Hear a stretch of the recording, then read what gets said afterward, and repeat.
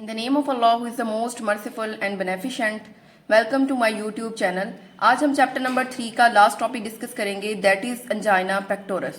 Angina pectoralis को भी हम डेफिनेशन के साथ स्टार्ट करेंगे. Angina pectoris, commonly called angina, is a chest pain or discomfort caused by the reduced blood flow to the heart muscle, typically due to the coronary artery disease. Angina pectoris basically क्या होता है? Angina pectoralis जो है ना, वो itself कोई disease नहीं है, वो जस्ट एक चेस्ट पेन है. अगर किसी पेशेंट को चेस्ट पेन हो रहा है, चेस्ट डिस्कम्फर्ट हो रहा है, या उसको ऐसा फील हो रहा है कि उसकी चेस्ट के ऊपर बहुत ज्यादा प्रेशर है, ठीक है, बहुत ज्यादा प्रेशर फील हो रहा है, तो उस कंडीशन को, उस सिम्टम को हम क्या बोलेंगे? अंजाइना बोलेंगे. ठीक है, वैसे तो हम उसे चेस्ट पेन बोलते हैं, लेकिन हम लोग उसको मेडिकल टर्म में उसको अंजाइना पेक्टोरस बोलेंगे. अब हमें चेस्ट पेन होता क्यों है और चेस्ट डिस्कम्फर्ट होती क्यों है और इतना प्रेशर पेशेंट्स को क्यों फील होता है?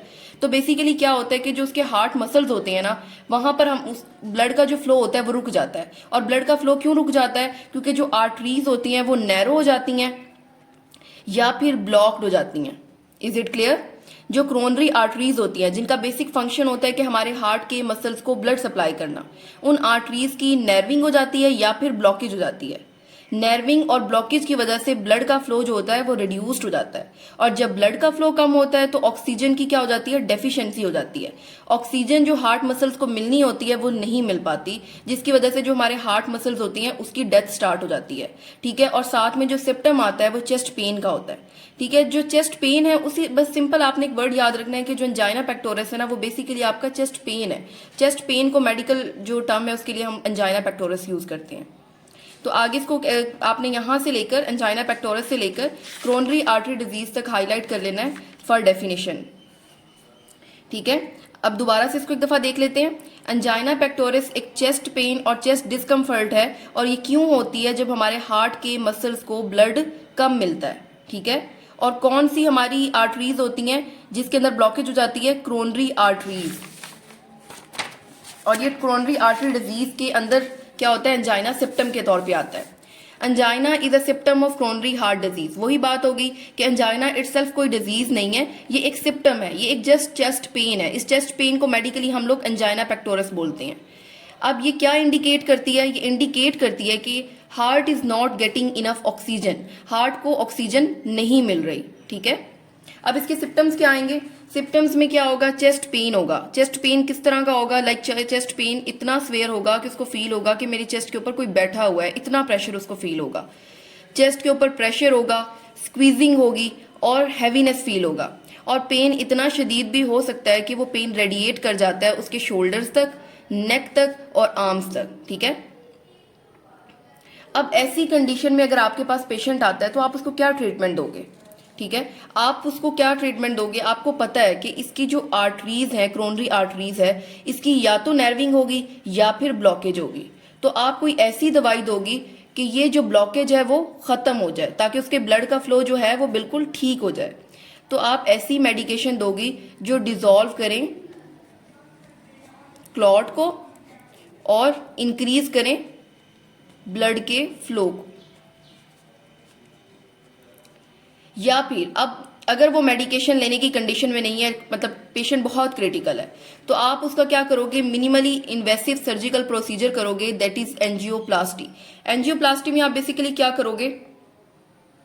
जो उसकी ब्लॉक्ड आर्टरी है ना, उसके अंदर कैथेटर पास करके उसको ओपन कर दोगे. ठीक है, एक बैलून इन्फ्लेट करोगे जिसकी वजह से वो आर्टरी अगर इस तरह नैरो है ना, तो जब यहां जाके बैलून ओपन होगा तो ये इस तरीके से इन्फ्लेट हो जाएगी और हमारे जो ब्लड का फ्लो है वो ठीक हो जाएगा. फिर उसके साथ आप स्टंट डाल दोगे. आपने अक्सर सुना होगा ना कि स्टंट डले हैं पेशेंट के, इस बंदे के स्टंट डले हैं. तो स्टंट क्या होता है? बेसिकली उसकी आर्टरीज ऐसे करके ब्लॉक हुई होती हैं, तो वो स्टंट डाल के ऐसे आर्टरीज को ओपन कर देते हैं, जिससे हमारे ब्लड का फ्लो जो हो जाता है वो ठीक हो जाता है और पेशेंट जो है वो ट्रीट हो जाता है. अब उसकी लाइफस्टाइल में आप क्या मॉडिफिकेशन करोगे? ये हमने लास्ट 2 डिजीज के अंदर बहुत डिटेल से पढ़ा था कि हम पेशेंट को बोलेंगे कि आपने अपने ब्लड प्रेशर को मेंटेन करना है, कोलेस्ट्रॉल लेवल मेंटेन करना है, रेगुलर एक्सरसाइज लेनी है, अपना वेट जो है वो आपने according to your height maintain करना है. ठीक है, तो ये सारी आपने मॉडिफिकेशन करनी है अपने लाइफस्टाइल के अंदर. मेडिकेशन लेनी है जो आपके क्लॉट को डिसॉल्व कर दें. और आप प्रोसीजर्स कौन से करवा सकते हैं? एक होता है एंजियोप्लास्टी और दूसरा है स्टंट. और 90% केसेस के अंदर जो डॉक्टर्स हैं वो दोनों इकट्ठा करते हैं, एंजियोप्लास्टी प्लस स्टंट प्लेसमेंट। अब कॉम्प्लिकेशन क्या हो सकती है, अगर हम इस कंडीशन को अनट्रीटेड छोड़ दें, मतलब इस कंडीशन का ट्रीटमेंट ना करें, तो ये फर्दर प्रोग्रेस होके क्या बनता है, मायोकार्डियल इंफ्राक्शन, पेशेंट को हार्ट अटैक आ जाएगा।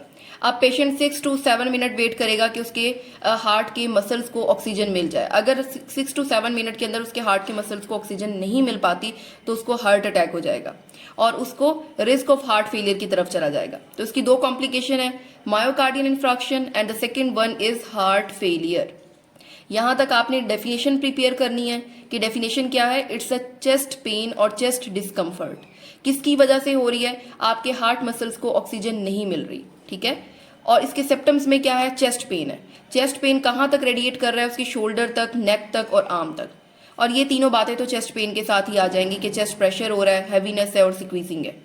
ट्रीटमेंट में आपको पता है फिंगर टिप्स पे कि क्लॉट बना हुआ है, इस क्लॉट को डिसॉल्व करने के लिए आपने मेडिकेशन दे देनी है। अब मेडिकेशन वो बंदा नहीं ले पा रहा है, पेशेंट बहुत क्रिटिकल है, तो आप उसको एंजियोप्लास्टी और स्टंट प्लेसमेंट करवा दोगे।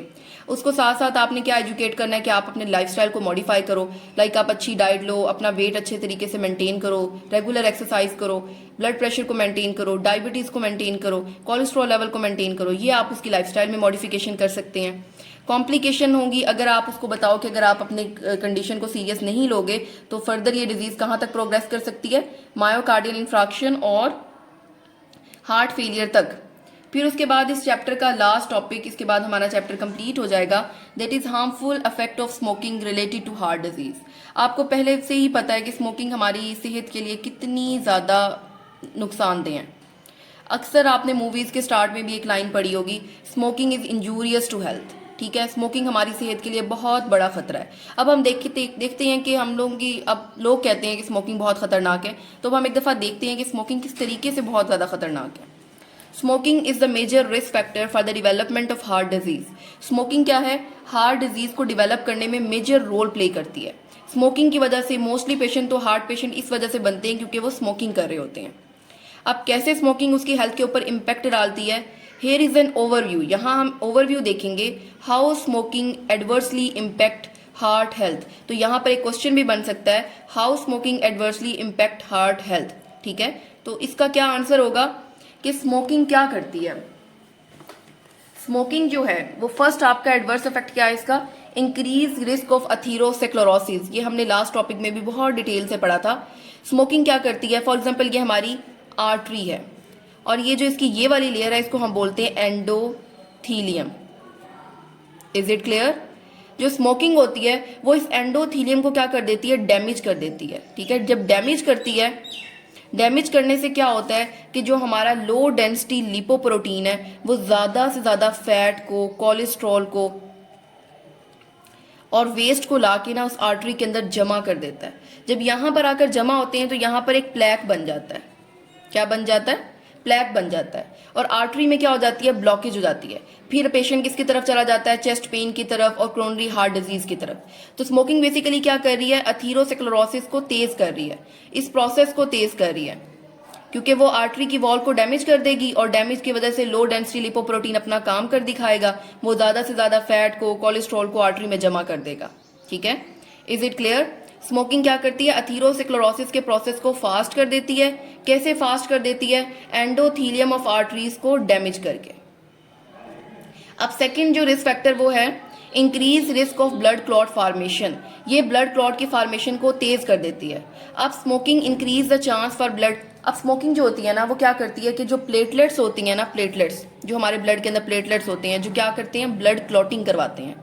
आपको कहीं पर भी कट लग जाए तो वो क्या करते हैं, वहां पर फौरन पहुंचकर क्लॉट बना देते हैं। तो स्मोकिंग क्या कर देते हैं, हमारे ब्लड के अंदर प्लेटलेट्स को बहुत ज़्यादा इंक्रीज कर देते हैं और वो प्लेटलेट्स मिलकर क्या बना देती हैं, एक गुच्छा बना देती हैं, एक क्लॉट बना देती हैं। उस क्लॉट की वजह से क्या हो जाता है, आपके ब्लड का जो फ्लो होता है ना वो रिड्यूस हो जाता है। अब वही बात यही बता रहे हैं कि स्मोकिंग इंक्रीज कर देती है chances for blood to clot. Smoking clot की रिस्क को इंक्रीज कर देती है। और कैसे इंक्रीज कर देती हैं, ये प्लेटलेट्स की एग्रीगेशन को, स्मोकिंग जो है वो प्लेटलेट्स की एग्रीगेशन को इंक्रीज कर देती है जिसकी वजह से क्लॉट बनते हैं, ठीक है। और ये क्लॉट जो है वो हमारी क्रोनरी आर्टरीज को ब्लॉक कर देते हैं और क्रोनरी आर्टरीज जब ब्लॉक हो जाती हैं तो क्या होता है कि हमारी जो ऑक्सीजन है वो हमारे मायोकार्डियम को नहीं मिलती, जिससे क्या होता है, मायोकार्डियल इंफ्राक्शन हो जाता है। Is it clear. फिर उसके बाद है स्मोकिंग जो है वो हमारे ब्लड प्रेशर को इंक्रीज कर देती है। ब्लड प्रेशर को कैसे इंक्रीज कर देती है? ये वेजो कंस्ट्रिक्शन करवाती है। वेजो कंस्ट्रिक्शन का मतलब होता है, वेजो मीन वेसल्स और कंस्ट्रिक्शन का मतलब होता है सुकड़ना। ये जो हमारी वेजल्स है ना, ये ऐसे करके कॉन्स्ट्रिक्ट हो जाएंगी, ऐसे करके कॉन्स्ट्रिक्ट हो जाएंगी। जब ये कॉन्स्ट्रिक्ट होंगी तो ब्लड का फ्लो जो होगा ना वो बहुत ज्यादा फास्ट हो जाएगा। उसके बाद है heart rate and rhythm abnormalities. Arrhythmias are irregular heart beat that can be dangerous. ये जो हमारी स्मोकिंग होती है ना, इसके अंदर बहुत ज्यादा केमिकल्स होते हैं, मतलब 7000 केमिकल्स हमने पढ़े थे फर्स्ट चैप्टर में, आई थिंक सो। तो 7000 केमिकल्स होते हैं, ये रिलीज होते हैं। जब ये रिलीज होते हैं तो ये क्या करते हैं, ये हमारी हार्ट बीट को इंक्रीज कर देते हैं। और जब हमारी हार्ट बीट इंक्रीज होती है ये बहुत ज्यादा खतरनाक होती है। Smoking affect heart rhythm by increasing heart rate. Smoking क्या करती है, हमारे हार्ट रेट को इंक्रीज कर देती है, जिससे हमारे जो हार्ट का नॉर्मल रिदम होता है, जो मतलब उसका नॉर्मल रिदम ऐसे ऐसे नॉर्मल रिदम होता है, वो बहुत ज्यादा फास्ट हो जाता है, बहुत ज्यादा फास्ट हो जाता है। तो फर्स्ट क्या था कि स्मोकिंग जो थी वो एथीरोस्क्लेरोसिस को एक्सेलरेट कर रही थी। दूसरा क्या था कि वो क्लॉट बना रही थी। क्लॉट बनने की वजह से क्या हो रहा था, मायोकार्डियल इंफ्रैक्शन हो रहा था। तीसरा क्या था कि स्मोकिंग की वजह से ब्लड प्रेशर जो था वो बहुत ज्यादा इंक्रीज हो रहा था। और चौथा है स्मोकिंग की वजह से जो हमारा हार्ट रेट है वो भी इंक्रीज हो जाता है। यहाँ पर ये आपको जो पब्लिक अवेयरनेस पोस्चर है ये आपने बहुत ज्यादा अच्छे तरीके से प्रिपेयर कर लेना है। Why does smoking do to our heart. Smoking जो है वो हमारे हार्ट के साथ क्या क्या करती है, हार्ट के ऊपर क्या इफेक्ट होते हैं इसके। तो इसके ये 7 इफेक्ट्स यहाँ पे राइट किए हुए हैं। Increase the buildup of fatty plaque in the blood vessels. ये क्या करता है, जो हमारी ब्लड वेसल्स होती है ना उसके अंदर फैटी प्लैक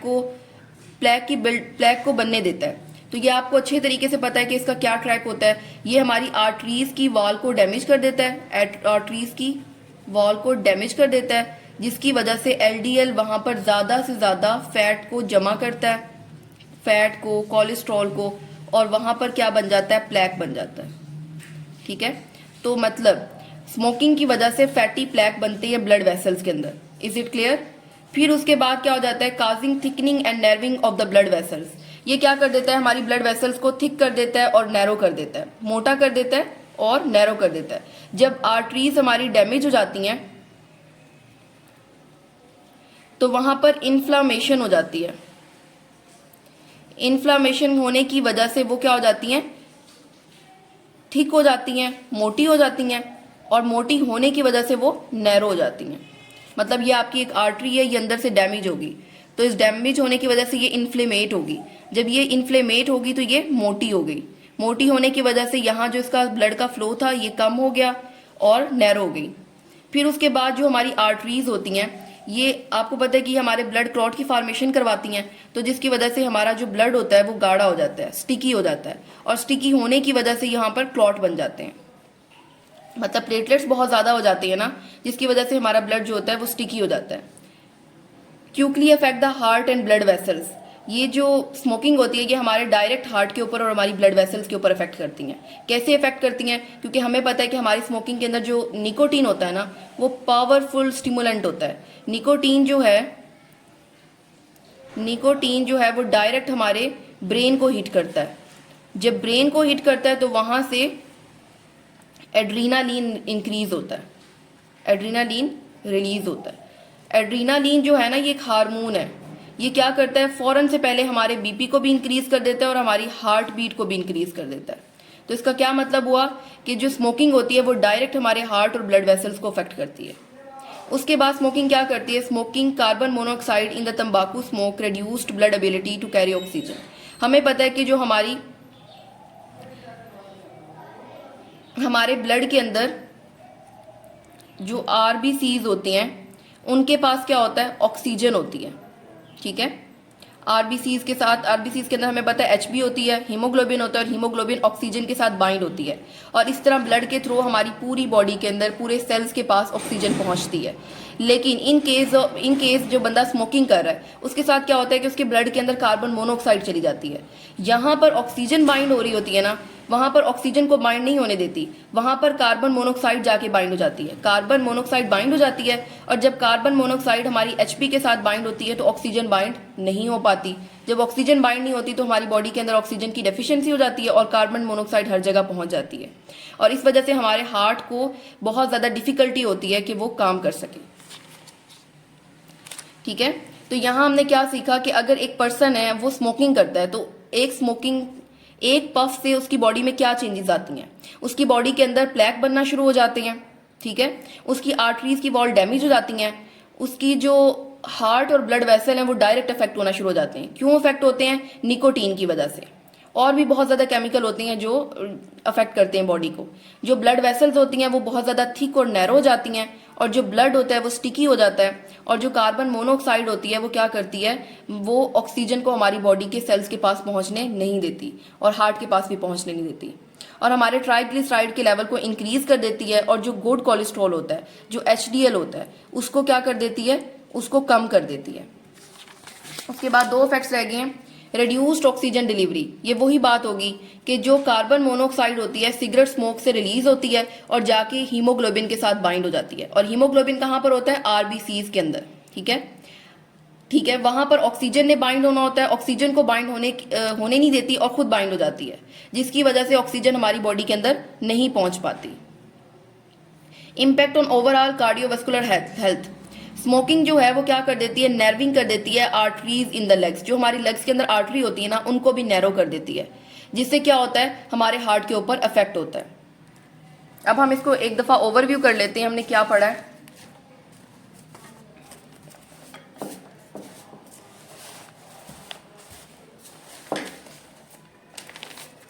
फॉर एग्जाम्पल, एक पर्सन है जो स्मोकिंग करता है। ठीक है, स्मोकिंग करता है, स्मोकिंग करने से उसके हार्ट के ऊपर क्या इफेक्ट आएगा? सबसे पहले तो जो उसकी ब्लड वेसल्स होंगी उसमें प्लैक बन जाएंगे। ठीक है, प्लैक बनने से आपको पता है क्या होगा कि ब्लड का फ्लो जो होगा वो कम हो जाएगा। ब्लड का फ्लो कम होगा तो ऑक्सीजन नहीं पहुंच पाएगी, जिसकी वजह से पेशेंट MI की तरफ चला जाएगा, मायोकार्डियल इंफ्राक्शन की तरफ। दूसरा काम क्या होगा, स्मोकिंग की वजह से, स्मोकिंग की वजह से उसकी जो आर्टरीज की वॉल हैं वो डैमेज हो जाएंगी। ठीक है, आर्टरीज की वॉल डैमेज होंगी, फिर भी प्लैक बनेगा, फिर भी ब्लड का फ्लो कम हो जाएगा, फिर ऑक्सीजन की डेफिशिएंसी होगी, पेशेंट फिर मायोकार्डियल इंफ्राक्शन की तरफ आएगा। अब तीसरा क्या होगा, उसकी जो वॉल्स हैं, आर्टरीज की जो वॉल है वो थिक होना शुरू हो जाएंगी, और क्या हो जाएंगी, नैरो हो जाएंगी। Is it clear? फिर उसके बाद जो हमारी स्मोकिंग की वजह से प्लेटलेट्स हैं, जो जिनका क्या काम होता है, जिनका काम होता है ब्लड की क्लॉटिंग करवाना। प्लेटलेट्स को क्या करेंगे, ज्यादा से ज्यादा एग्रीगेट करेंगे। एग्रीगेशन की वजह से क्लॉट बन जाएगा, और क्लॉट की वजह से फिर ब्लड का फ्लो कम हो जाएगा, और ब्लड के फ्लो कम होने की वजह से फिर ऑक्सीजन की डेफिशिएंसी, और फिर बात वही दोबारा से मायोकार्डियल इंफ्राक्शन वाली। Is it clear? फिर उसके बाद और का इफेक्ट क्या हो सकता है, जो स्मोकिंग होती है वो हमारे हार्ट के ऊपर और ब्लड वेसल्स के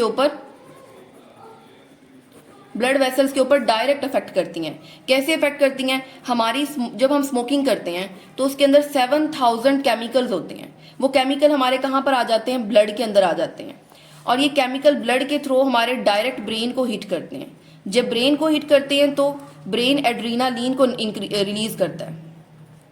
जब एड्रीनालीन आता है तो एड्रीनालीन क्या करता है, हमारे BP को भी इंक्रीज कर देता है और हमारी हार्ट रेट को भी इंक्रीज कर देता है। तो सोचो कि कितने इफेक्ट्स आ रहे हैं स्मोकिंग के। सिर्फ एक स्मोकिंग करने की वजह से पेशेंट कितना क्रिटिकल हो रहा है। ठीक है, उसके बाद स्मोकिंग की वजह से जो हमारे ट्राइग्लिसराइड का लेवल होता है वो भी इंक्रीज हो जाता है, ट्राइग्लिसराइड, और जो गुड कोलेस्ट्रॉल होता है वो कम हो जाता है। स्मोकिंग की वजह से जो कार्बन मोनोऑक्साइड होती है, कार्बन मोनोऑक्साइड जो होती है, एक मिनट इसको हम दोबारा से करते हैं। हमें पता है कि जो हमारी RBCs होती है ना, RBCs के अंदर जो HB होती है, HB मतलब हीमोग्लोबिन के साथ ऑक्सीजन बाइंड होती है। इस तरह जहां जहां हमारा ब्लड जाता है ना, वहां वहां ऑक्सीजन पहुंच जाती है। ठीक है, ये हमारा नॉर्मल है। लेकिन इन केस ऑफ पर्सन जो स्मोकिंग कर रहा है उस केस में क्या होता है कि जो आरबीसीज होती हैं, आरबीसीज के अंदर जो हीमोग्लोबिन होता है वो ऑक्सीजन की जगह कार्बन मोनोऑक्साइड के साथ बाइंड हो जाता है। अब जहां जहां हमारा ब्लड जाएगा वहां पर ऑक्सीजन की जगह कार्बन मोनोऑक्साइड पहुंच जाएगी, और कार्बन मोनोऑक्साइड हमारे लिए बहुत ज्यादा डेंजरस है। ठीक है, ठीक है, कार्बन मोनोऑक्साइड हमारी सेहत के लिए बहुत ज्यादा डेंजरस है। तो यहां तक आपको क्लियर हो गया। सबसे पहले हमने देखा कि एक पर्सन जो स्मोकिंग कर रहा है उसकी हार्ट के ऊपर क्या अफेक्ट आता है। उसकी ब्लड वेसल्स के अंदर प्लेक बनना शुरू हो जाते हैं, उसकी आर्टरीज की वॉल डैमेज हो जाती हैं, आर्टरीज की जो वॉल होती हैं वो थिक और नैरो हो जाती हैं, और प्लेटलेट्स की एग्रीगेशन होती है, और एग्रीगेशन की वजह से क्लॉट बन जाता है। ठीक है, और स्मोकिंग की वजह से डायरेक्ट हार्ट और ब्लड वेसल्स के ऊपर अफेक्ट आता है। स्मोकिंग की वजह से ट्राइग्लिसराइड का लेवल इंक्रीज हो जाता है, और ब्लड कोलेस्ट्रॉल जो HDL होता है उसकी डेफिशिएंसी हो जाती है बॉडी के अंदर। स्मोकिंग की वजह से नॉर्मली HP के साथ, हीमोग्लोबिन के साथ ऑक्सीजन ने बाइंड होना होता है, लेकिन in case of smoking haemoglobin जो होता है वो कार्बन मोनोऑक्साइड के साथ बाइंड होता है, और हमारी बॉडी के सेल्स के पास ऑक्सीजन के बजाय कार्बन मोनोऑक्साइड पहुंचती है। कार्बन मोनोऑक्साइड जो बहुत ज्यादा डेंजरस है और हमारी बॉडी की हेल्थ के लिए भी बहुत ज्यादा खतरनाक है। तो यहाँ पर हमारा चैप्टर कंप्लीट होता है। हमने हर चीज को बहुत डिटेल के साथ पढ़ा है। स्टार्ट हमने एंजाइना पेक्टोरिस से किया था, ये आपको अच्छे तरीके से क्लियर हो गया होगा। सबसे पहली 2 लाइन थी वो डेफिनेशन की थी, फिर उसके बाद सिम्टम्स, फिर उसके बाद हमने ट्रीटमेंट देखा, देन हमने कॉम्प्लिकेशंस को देखा, फिर हमने देखा कि स्मोकिंग जो थी वो हमारी हार्ट के ऊपर कैसे इम्पैक्ट कर रही थी। तो ये आपने फिंगर टिप्स पे कुछ 7 पॉइंट्स हैं वो आपने याद कर लेने हैं। अथीरोस्क्लेरोसिस काज करती है, ब्लड क्लॉट बना देती है, ब्लड प्रेशर को हाई कर देती है, हार्ट रेट के ऊपर इफेक्ट करती है, ऑक्सीजन की डिलीवरी नहीं करवाने देती। ठीक है, और ओवरऑल हमारी कार्डियोवास्कुलर हेल्थ के लिए भी बहुत ज्यादा खतरनाक है। यहाँ पर हमारा चैप्टर क्लियर होता है। उम्मीद है आपको यहाँ तक बहुत अच्छे तरीके से अंडरस्टैंडिंग होगी। अगर किसी को किसी भी पॉइंट की समझ नहीं आती तो आप कमेंट सेक्शन के अंदर विदाउट एनी हेजिटेशन क्वेश्चन कर सकते हैं। ठीक है, अल्लाह हाफिज।